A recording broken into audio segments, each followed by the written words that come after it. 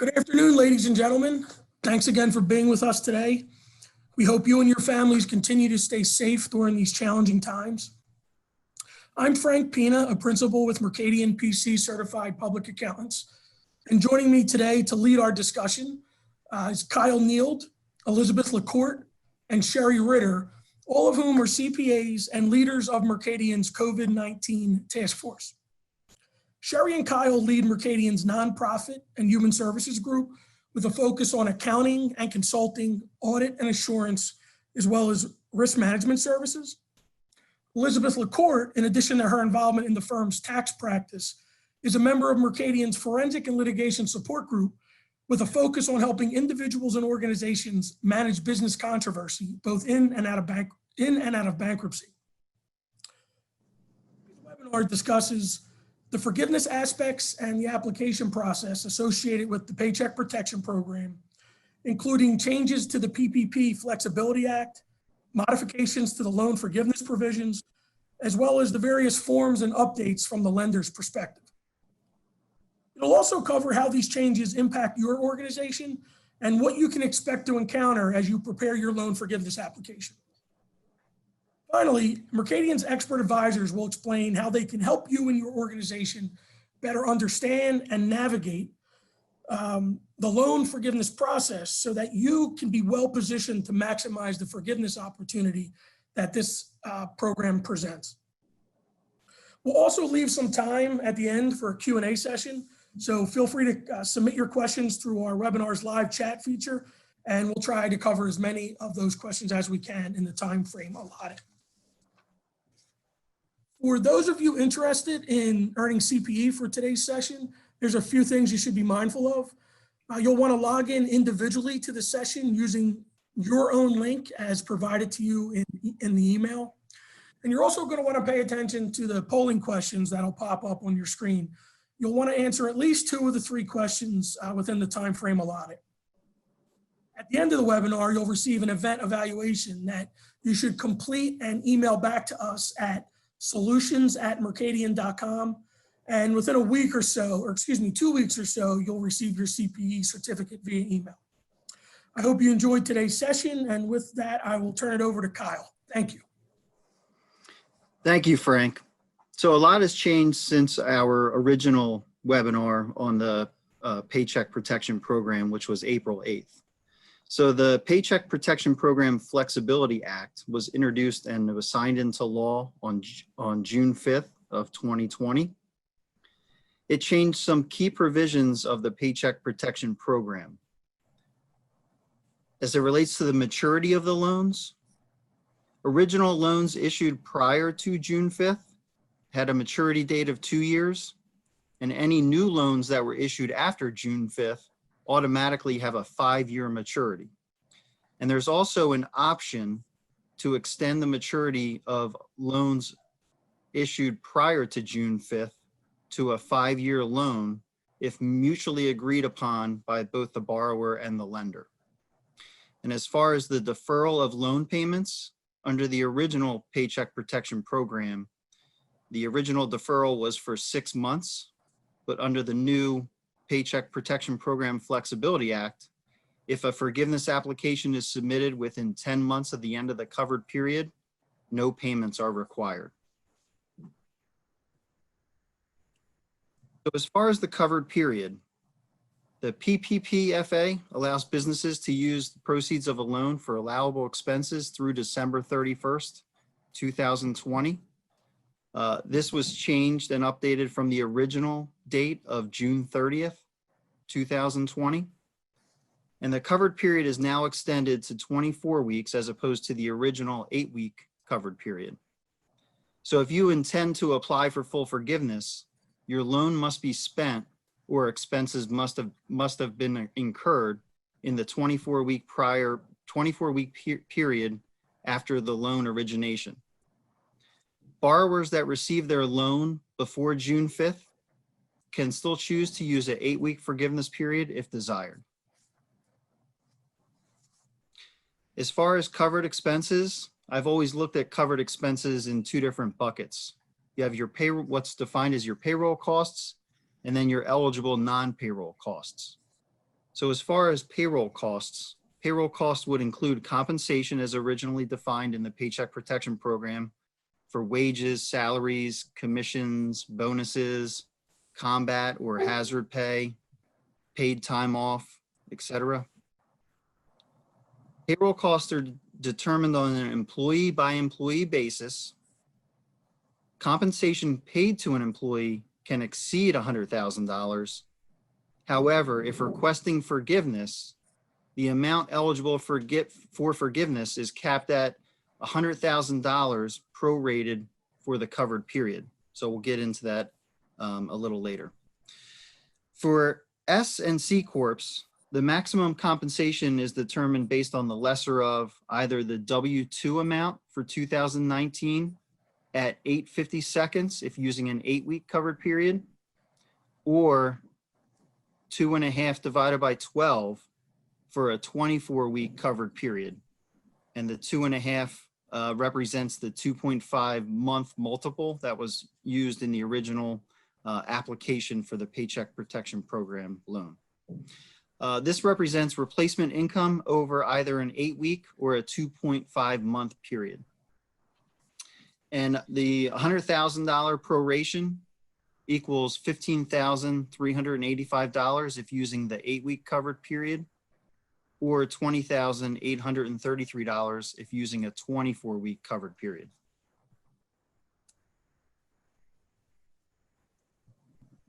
So as far as the other payroll costs that are not just pure compensation, you have healthcare costs, retirement benefits, and the employer's portion of state and local taxes. So these were all included in the original Paycheck Protection Program. There was further clarification about self-employment income. The maximum is the same as described for owners of S and C Corps. In this case, it would be your 2019 Schedule C or Partnership K1 income subject to self-employment income. Total payroll costs must account for 60% of the spending of the loan proceeds. This was originally 75% when the Paycheck Protection Program first came out. And also there's further clarification that you cannot increase an owner's compensation to spend loan proceeds. So as far as the proration of payroll costs, so over a 24-week period, compensation for all employees, excluding self-employed partners or business owners, cannot exceed $46,154. And essentially this is calculated based on 24 weeks over a 52-week period for an employee capped at $100,000. And this slide just breaks down if you were to have different payroll intervals and how the calculation would occur.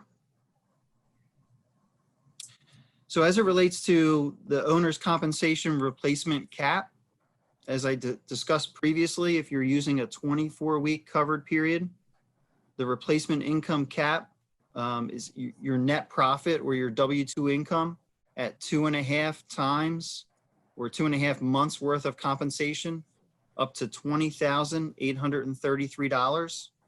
So again, this is calculated at $100,000 annually divided by 12 months multiplied by 2.5. And if you're using an 8-week covered period, it's the same thing. The replacement income cap, which is either your net profit or W-2, at 850 seconds worth of compensation up to $15,835. And that $15,835 is calculated at $100,000 divided by 52 weeks multiplied by 8 weeks. As far as expenses paid or incurred, with the forgiveness application, borrowers can use what's called an alternative payroll covered period. So it allows borrowers to align their covered period with their payroll period. This helps to ease the administrative burden when computing your eligible costs.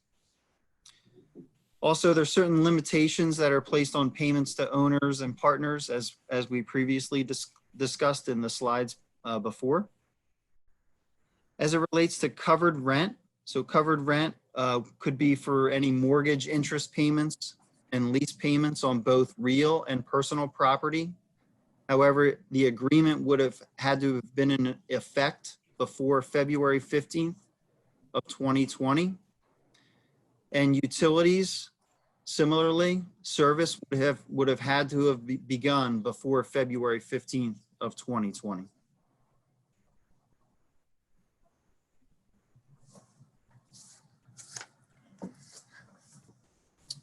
Good afternoon, everyone. I get to cover the mathematics of the forgiveness calculations.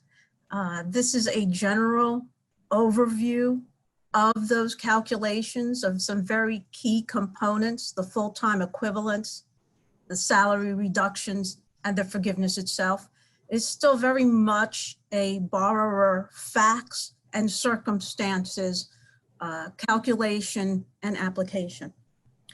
In our original implementation guides, we indicated that it would probably be 30 hours per week for a full-time equivalent, and that has now been clarified that it is a 40-hour per week full-time equivalent. Now, you calculate the full-time equivalents based on the payroll that you have in your covered period. And you would compare those employees against a base period. And a borrower has the option of selecting whichever base period is beneficial, or the lower number. And base period can be February 15th through June 30th of 2019, or January 1st to February 29th of 2020.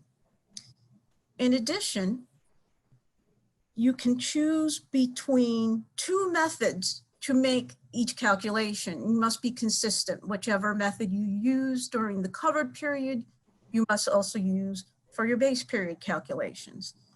And as you can see, the simplified method would be to count everyone, each person who works more than 40 hours a week as one full-time equivalent, and then anyone who works less than 40 hours a week. So if you have someone who's a 37-hour per week employee, that person would be counted as 0.5 full-time equivalent. So there's no weight given to someone that is working just under 40 hours versus someone that's, let's say, is a 10-hour per week. That person would still be counted as a 0.5 or half of a full-time equivalent. The second method is to, again, count everyone 40 plus as one full-time equivalent, then take all your part-time employees, and this is considered part-time under the CARES Act, anyone under 40, add up all of their hours, and then divide that number by 40 to obtain the full-time equivalent. And then it's rounded to the 10th. Now, there are safe harbors for full-time equivalents if you do not meet the metrics. And so you won't have your loan forgiveness reduced if you meet certain safe harbors. And the first one is, and this has also been changes from the original guidelines that came out, is that if you're not able to operate at the same level you were before February 15th of 2020, your operations have dropped significantly due to compliance with OSHA, government mandates, the Secretary of Health and Human Services. So for instance, you have complete shutdown and you cannot open up your business at all, not considered essential. There's still certain businesses such as gyms in the state of New Jersey that are not allowed to open. You would have to, as part of your forgiveness application, check the box and provide the documentation that supports why you are not able to operate as you could and the way you did prior to February 15th. Your second safe harbor is to look at the average full-time count, and if it's lower than your base metric. You can bring your count up to what it was at February 15th. Oops, a little technical difficulty here, but bring it up to what it was at February 15th by the earlier of your forgiveness application date. So if you decide you want to send in your application on August 31st of 2020, you have your full-time equivalent up by that date or December 31st, 2020. So it's the earlier of the forgiveness application date or December 31st, 2020. Now, some people have asked questions regarding, will I be penalized for certain actions that my employees or former employees have taken? So you've made an offer, but they've refused they can't work the same hours, they refused it. You've in good faith made this offer out to them and they've rejected that. Ideally, you would have that in writing and the response in writing. And there is also a small provision, I call it, in the guidance that says you must inform the unemployment office of that person's rejection of your offer for employment within 30 days of the rejection. If you had to fire an employee for cause during your covered period, again, you must document everything, and it's also very much of facts and circumstances. There are also cases where you have voluntary resignations, or your former employees or current employees voluntarily request a reduction. And again, you would not be penalized for those. Now, salary reduction calculations, that's the second of the mathematical calculations. You have to look at your employees that earned $100,000 or less during 2019. Anyone that earned more than that in 2019 are disregarded for the salary reduction calculations. And in that disregarded bucket are also the owner employees. So if you are a C corporation and the owner receives a W-2, and even if it's high or low, W-2, that number is not factored into this particular calculation. Owner employees are put into a separate line and a separate bucket. Now, to calculate the salary reduction, you will go and list all your employees during your covered period. You make a calculation of their average annual salary or the hourly, and you would compare that to the average salary or hourly rate that employee had in the first quarter of 2020. So if you have an employee in your covered period that was not there in the first quarter of 2020, that's handled differently. And again, as I say this as a general overview, because again, there's a lot of details into some of these calculations, but it's handled separately. So if the hourly rate comes out to where it's 25% lower than in the first quarter of 2020, then you have to go into a next calculation as to how much of the loan will not be forgiven because of this reduction. And again, so you do the same thing for salaries. You compare salary, average annual salary during your covered, as well as what the average annual salary first quarter 2020 based on those payroll numbers. In addition to the salary reduction calculations, there are safe harbors. The same way we had safe harbors for the full-time equivalents, we also have safe harbors given in the guidance for salary reductions. And it follows along the same line as the full-time equivalent of looking at where you were at February 15th of 2020 salary-wise for your employees and where they are now in the covered period, and will you bring that salary reduction up at the earlier of your application date or December 31st, 2020. And so our next slide, you got a little peek of a sample forgiveness calculation. And again, very rough numbers. And I will go over what these mean. We have, in this example, a borrower with a $100,000 PPP loan. And during the covered period, that borrower has payroll compensation paid out of $150,000 and non-payroll eligible costs. As Kyle had mentioned earlier, some of those costs are business rent, utilities. So this particular borrower had $40,000. And you add the payroll and the non-payroll to come out with $190,000 worth of what is termed total eligible costs. In the middle, you'll see the salary reduction calculation. And in this particular example, we have an employee who in the first quarter of 2020 earned $1,000 per week. And now in the covered period, that person is earning $700 per week. And the differential between covered period and first quarter is $300. Now, according to the guidance, again, if it drops to where you have more than 25% reduction, and in this case, it's a 30% reduction from 1,000 to 700. The first 25% is a buy. You don't have to calculate that. As you could see, you have 1,750 is the 75% of 1,000, and 250 is the allowed disregarded amount. When you subtract the two, you'll see that it is $50 a pay period.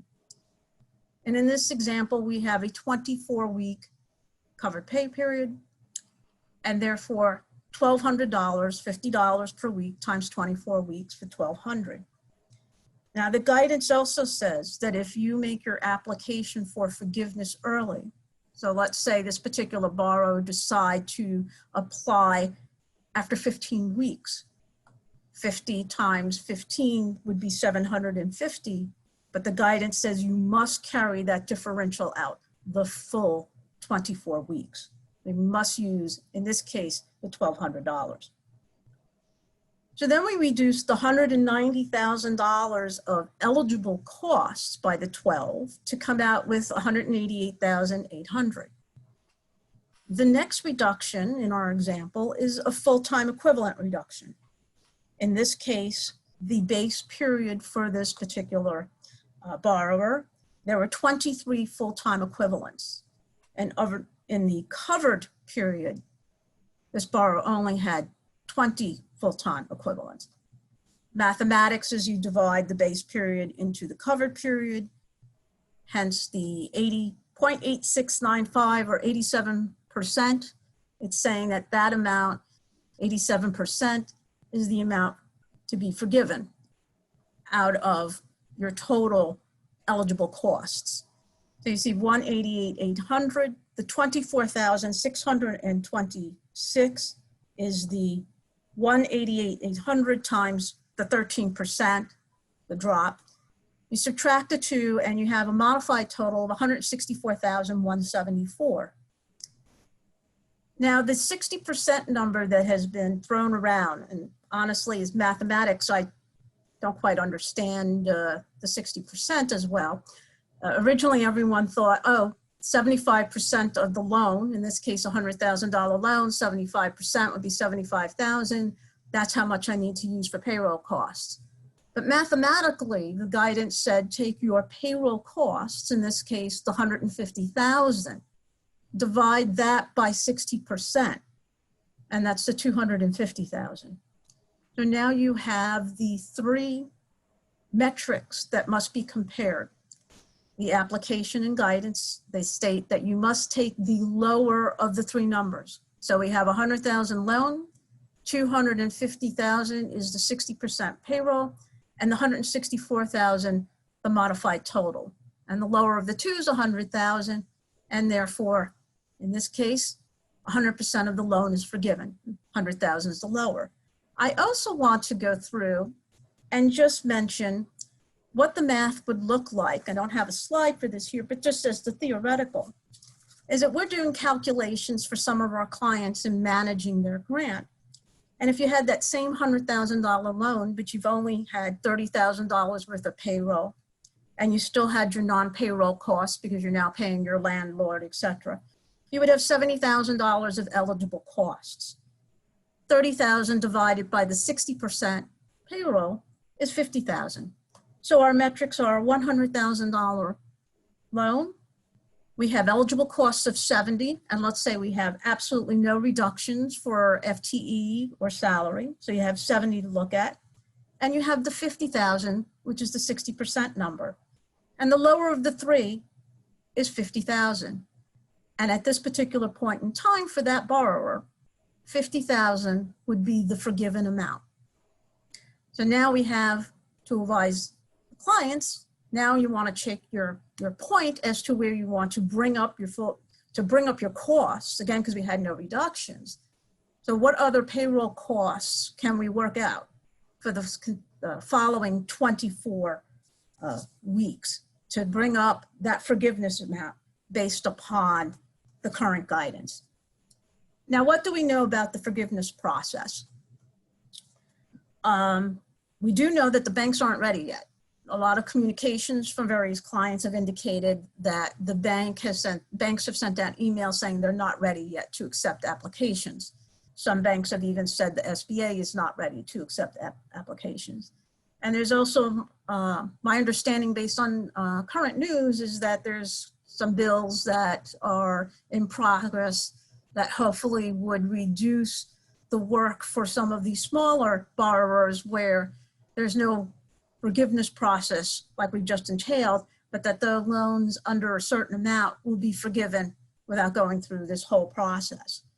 Now, as you can see in the example that we had in the previous slide and what I discussed, it's not all or nothing. It's the lower of the metrics. So you can get partial forgiveness. As I said in my second example, the 50,000 would be considered the partial forgiveness. The amount, you can have the full principal loan, and the 100,000 in our example, and any interest. Loans that were made on or after June 5th, as Kyle mentioned, have a 5-year maturity term. And for the loans that were issued prior to June 5th, if the borrower asks the lender and the lender agrees, that maturity can go from 2 to 5 years. A borrower has to submit a forgiveness application within 10 months from the last day of their covered period. And they won't have to make any payments before the date the SBA remits the forgiven amount to the lender. And then the PPP program was extended so that August 8th is currently the last day that a lender can get an SBA loan number for a borrower. And now Sherry Louise is going to talk how we can help.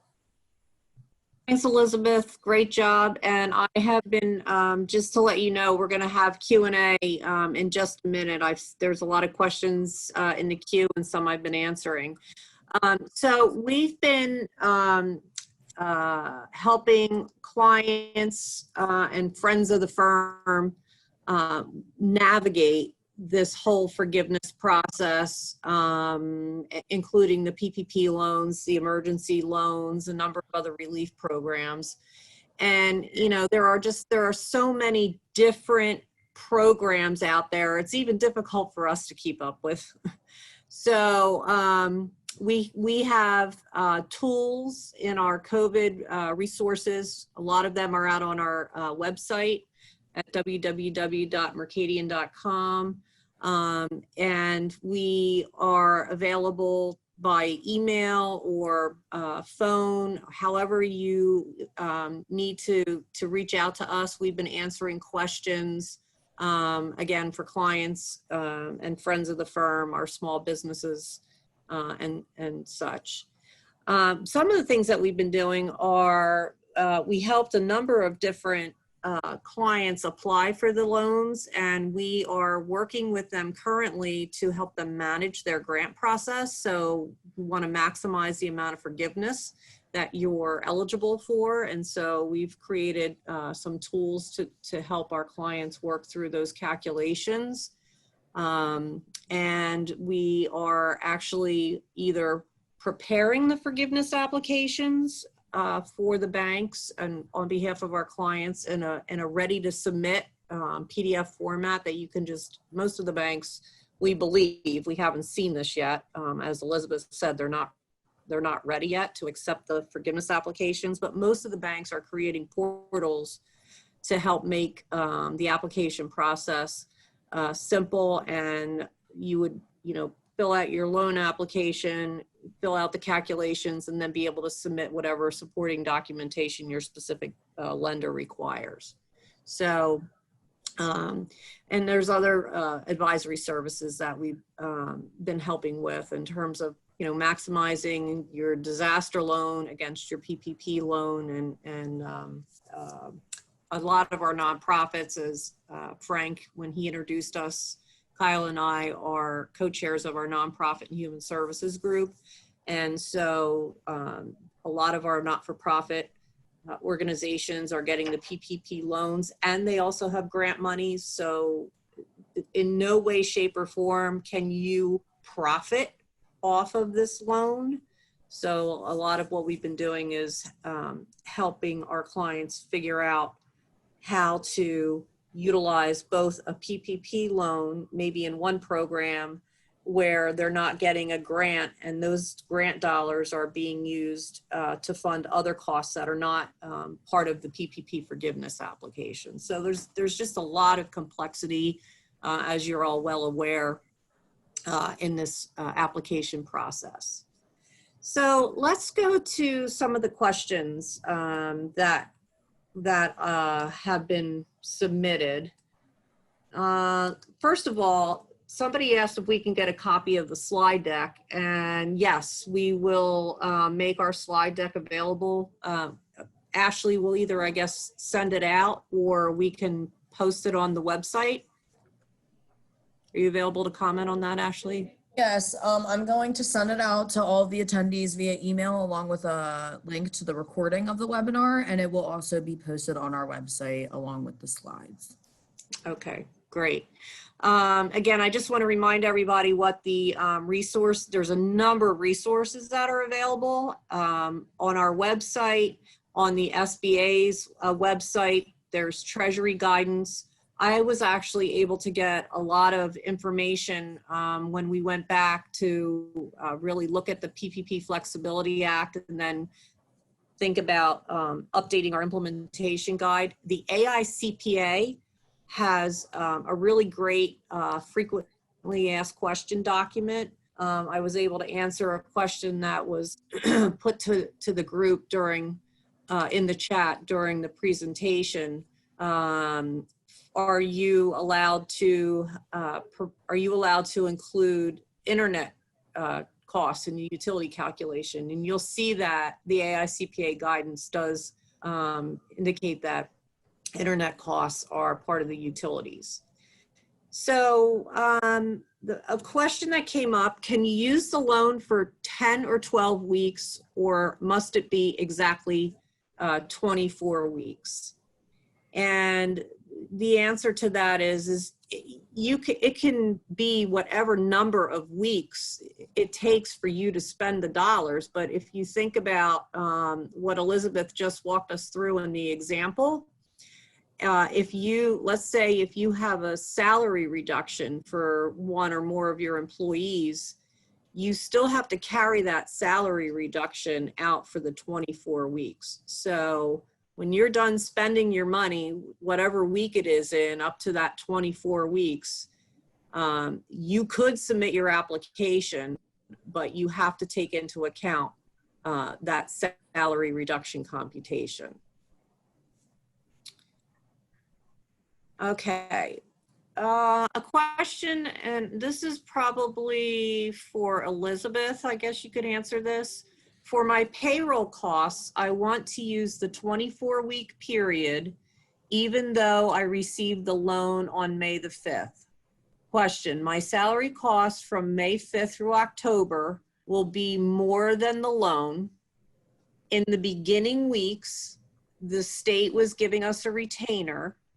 So as not to double dip, I only want to use a percentage of the salary cost by person, let's say July 20th. One, can this be done? And two, how do you reflect that on the forgiveness application and the backup files? So Elizabeth or Kyle, do you have a sense of, this is actually, the question is actually in the chat box.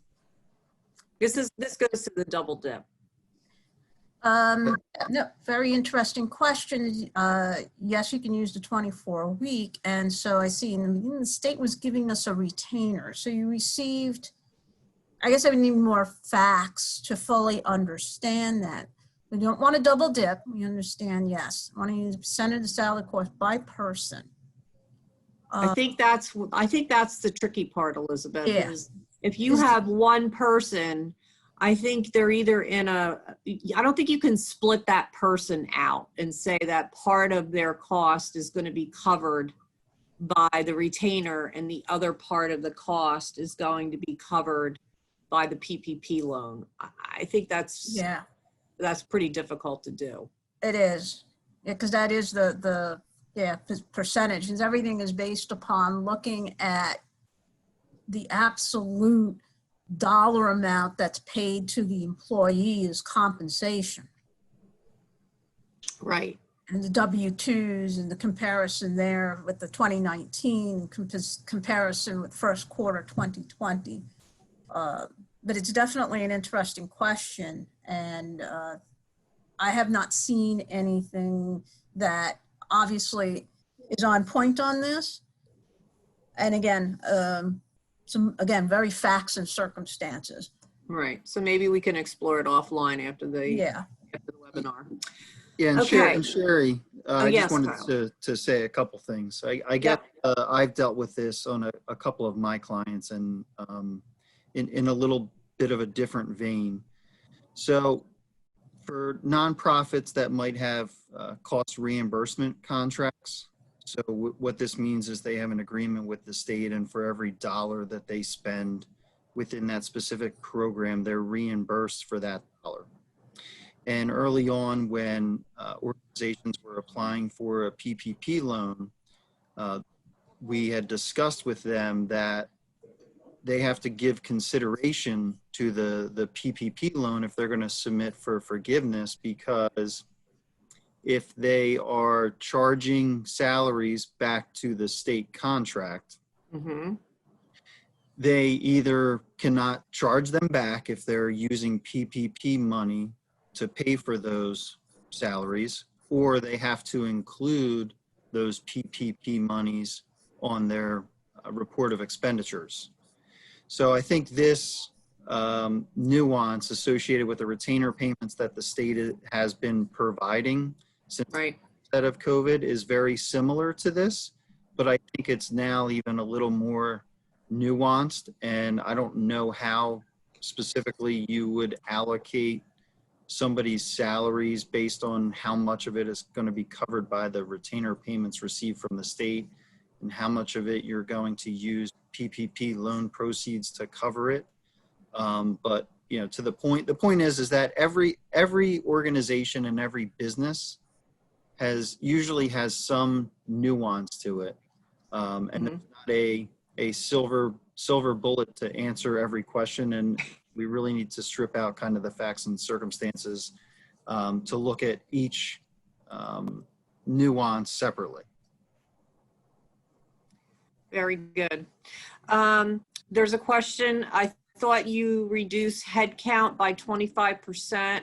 I think that goes back to the calculation. Elizabeth, do you want to go back over the headcount? Right. So the full-time equivalent head count is the 25% does not come there. It is, again, the simple based on hours. The 25% is factored into the salary reduction calculation. So right, so the FTE calculation, there's the two calculations, and full-time equivalent FTE calculation and a salary reduction calculation. Right. FTE calculation doesn't have anything to do with the 25%. It goes back to, if you're paying somebody $1,000 per pay period, you don't want to pay them less than $750 per pay period in your covered period. Otherwise, you're going to have to calculate a reduction because you paid them less than 75% of their base salary. Right, in the salary. FTEs, there's no percentage floor or ceiling. It's a strict calculation during the covered period of your full-time equivalent and comparing it to a base period, one of the two as I've spoken about. And then it's just a simple mathematics of taking the results and doing the division. Mm-hmm. If you have a percentage reduction of your eligible costs because of the full-time equivalent issue. Okay, if you decide to use the 24 weeks instead of the 8 weeks, should you wait until the end of the 24 weeks to apply for the forgiveness? Kyle or Elizabeth? I mean, Should you I'm advising my clients to use time as a benefit to see what happens. So as Elizabeth had alluded to earlier, there continues to be more guidance and proposed legislation that's coming down the pike. So time can only benefit us because we have essentially 10 weeks from the end of whatever covered period we choose. I wouldn't be too concerned about the loan going to be forgiven. I would be more concerned that we've addressed all of the nuances appropriately and that our computations and our forgiveness application is complete and accurate. So even if you've spent the last dollar at week 14, you may just want to wait out the rest of the 24-week period and then submit the application. But everybody's different. There's, we also had a client that had a nuance associated with looking to change their business operations. And so they were essentially going to submit the application early before a 24-week period would end. And that was a special circumstance due to it being necessary to then move on and change kind of their business model and their business operations. Yeah, I agree with Kyle. Oh, go ahead, Elizabeth. Yeah, I agree with Kyle as far as waiting. There are some clients who have chosen to wait. For instance, I have a client that is waiting because they need to make their employer retirement contribution before September 15th of their tax return. And so, they've been waiting to gather up that money to be able to use that towards their loan forgiveness. Okay. And even though the payroll component of it is going along fine and they could possibly apply earlier, they got that shortfall and that's what they want to do. So they're waiting. And like Kyle, I do have a client who needs to get this resolved because again, they're also changing their business entity type and their business model. And so they want to move up their forgiveness. And that's a sole proprietor. There's no real calculations involved because it's a sole owner.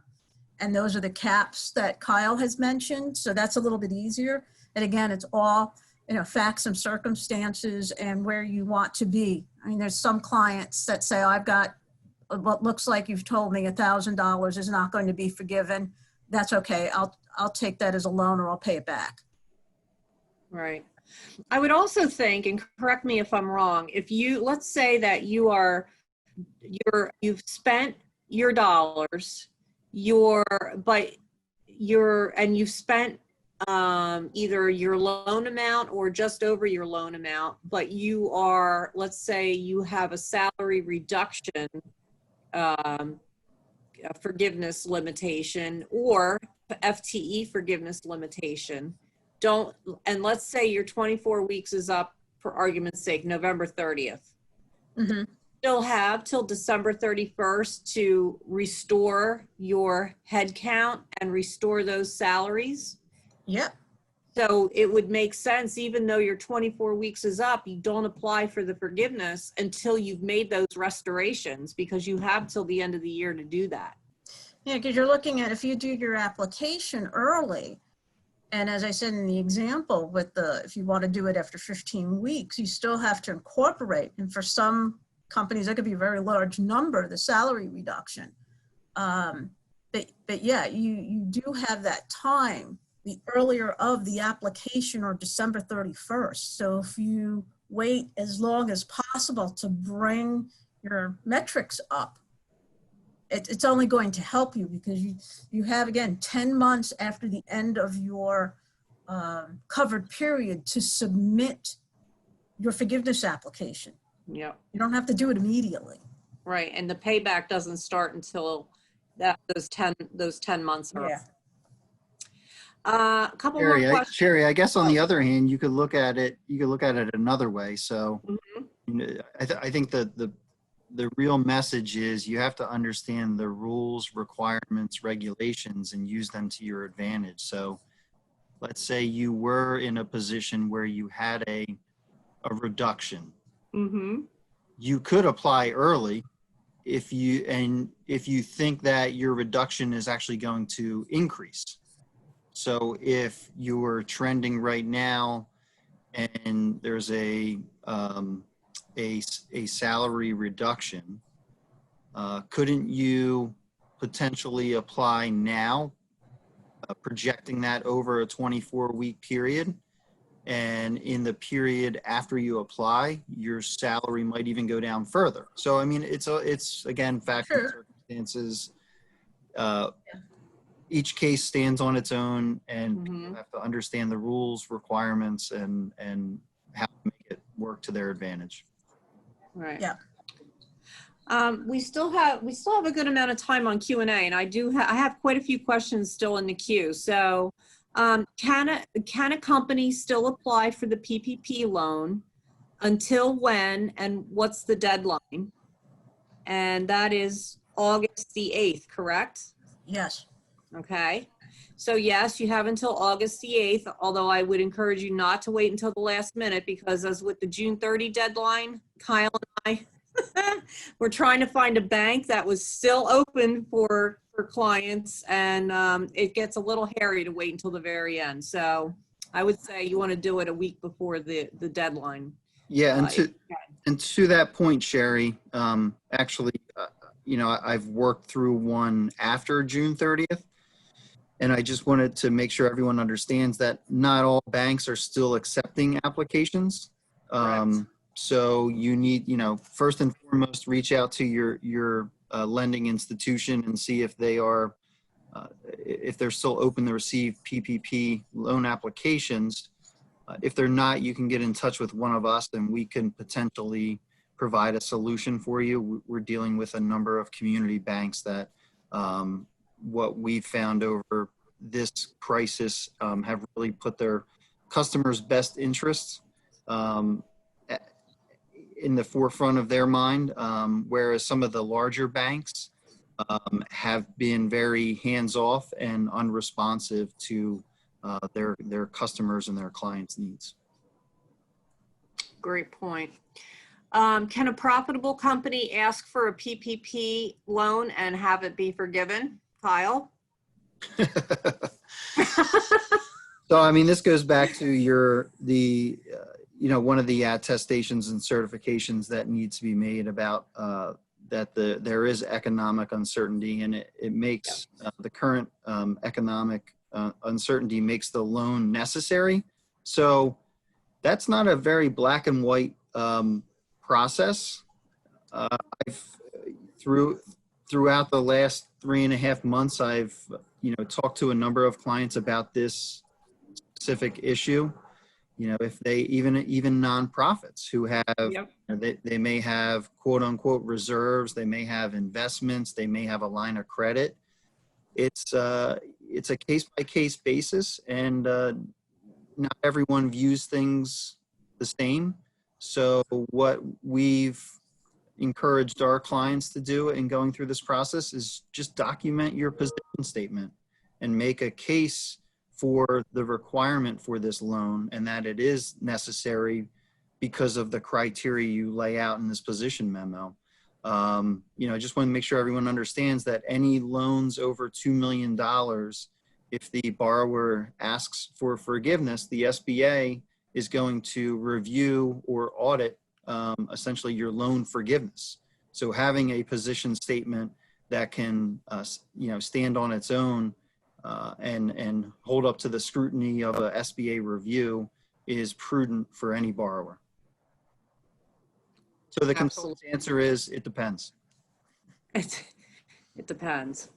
But off the top of, you know, like my gut reaction to that question was, yes, if I look at it as, is it a for-profit? It could be a for-profit or a nonprofit. Either one can request the loan if they can meet that attestation or certification guidepost that it's, you know, due to the economic uncertainty. Do we have to include all employees, or can we use PPP only with certain departments? We're a nonprofit that receives funding for different departments from different sources.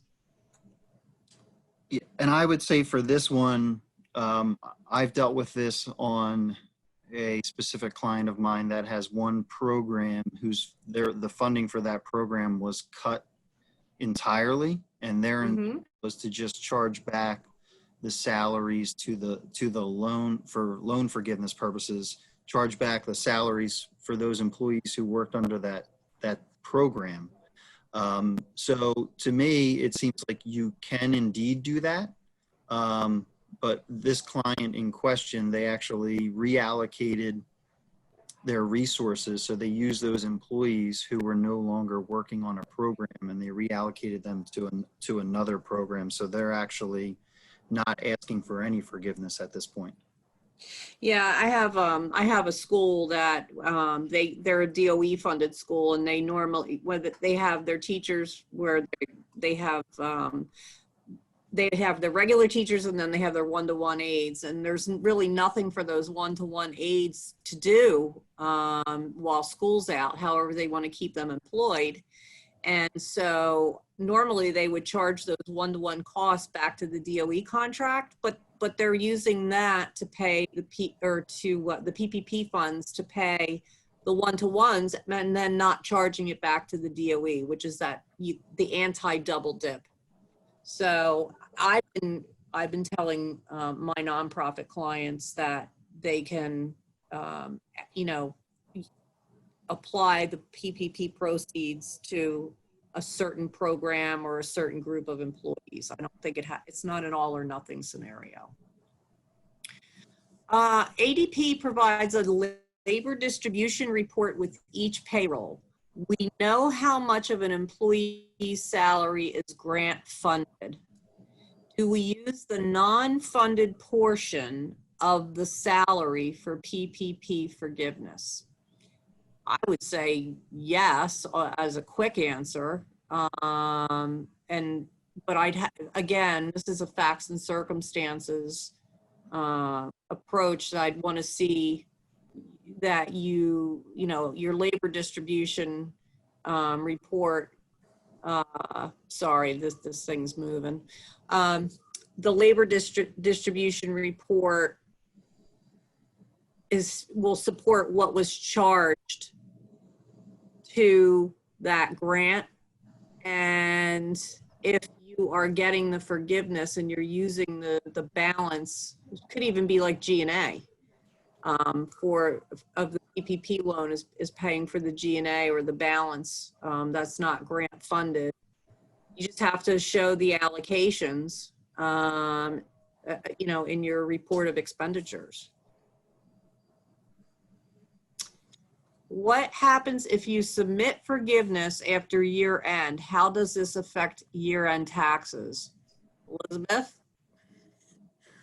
Currently, the guidance is that the loan, the PPP loan, is non-taxable to the borrower.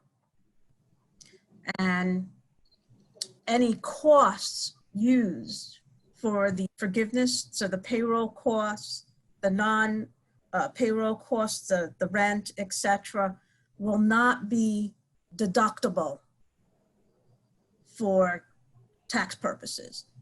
Now, it's interesting, it's just the forgiveness application, if you submit it, there is a time frame, and that's a very short time frame that your lender has to get back to you with if it's going to be forgiven or not. Now, the lender is the one that's going to make the decision about forgiveness and then bring it up to the SBA to say, we've got this borrower with this loan. We believe all should be forgiven as per the application or only a certain amount, et cetera. And then the SBA has a final say. Like I said, I don't have right in front of me the time frame, but it is a very short time frame to get back so that you can keep your books open and know what's going on with the loan before you have to close them, or if you need to have an extension, that might be an option. Okay, great. Tax return, not the loan. I want to make that clear. Mm-hmm. How are staff on leave for the FFCRA in headcount and salary? So if you're paying somebody under the Family First Corona Act, and they're being paid in the covered period, Elizabeth, their wages do not count towards payroll costs, but what about the headcount and the salary reduction? Interesting. I haven't seen that very specific question. I've not seen that in the guidance. I think they come out. I think there's a section. Yeah. They were in the FFCRA because you can't have a salary reduction for them because those wages aren't Right. They're not in there. I think there's a checkbox on there. Right. There might be, yeah, like I said, I don't recall. That's another one I need to then look at. But yeah. They're all in the chat here. Yeah. We'll get back to you on that. Oh, yeah. If you're a nonprofit, you do not receive grants. Can you have surplus at the bottom and still apply for PPP forgiveness just like any other year? So just like any for-profit or nonprofit, if you've got some type of program fees and you happen to, you in good faith can answer that question that you need the PPP loan due to the unforeseen, circumstances and economic uncertainty. As long as you can make that certification and attestation, I don't think it really matters if you have a profit or don't have a profit. Kyle, would you agree? Yes, I agree. So as long as you can make that certification, I think the whole premise behind the loan program was really to make organizations whole. And I know through a lot of various granting agencies, they provided more clarity and insight about double dipping. But certainly there's nothing that prohibits somebody from showing a surplus. Right. Okay. Let's see. If for a C Corp, can I count pension and health care insurance premiums as part of my payroll costs for an owner employee? Elizabeth? So, excuse me. So the employer, so your regular C corporation? Yeah, a C Corp owner employee, can their pension contribution and their healthcare insurance payment be part of the payroll costs? It's part of, let me find my guidance sheet here. But the C corporations, they're capped, the 2019 and the employer retirement and health insurance contributions made on their behalf. So C corporation owners treated a little bit differently than the sole proprietor and Right. partner and the sub S corporate. Well, the sub S corporation, the benefits would already be included in the wages, which is Correct. part of the cap. But they're Right. capped by, yeah, C corporation owners are capped by the cash and the employer retirement and the health insurance premiums paid. You have to Okay. add all those, it seems like you have to add all those together and apply the caps. Okay. We're at 2:00, so I think we can, if people have questions after the fact, please reach back out to us. We'll be happy to answer questions. If we weren't able to answer your question now, we will email an answer to you after the webinar is over. One final comment, and Elizabeth can probably weigh in on this too, as can Kyle, but you know, a lot of our small business clients are receiving ADP and Paychex reports that supposedly make the process easy. And while I believe that Paychex and ADP and a lot of other third-party payroll providers have done a really great job with getting the information in a format that can be used to make these forgiveness applications. If your information on your payroll census is encoded appropriately, then those reports are not going to be accurate. And I know we've been finding a lot of that with respect to who's considered a full-time person, a part-time person, wage reduction, and things like that. So you got to be careful with the information that you're getting. Really make sure you understand and that it makes sense as to what you're getting from your payroll providers. So with that, I want to thank everybody for attending, and this continues to be a complex and challenging loan/grant management process, but we're here to help, so feel free to reach out and follow up with, if you need CPE, follow up with the guidelines that Frank set out at the beginning. And thanks to our presenters and to our audience.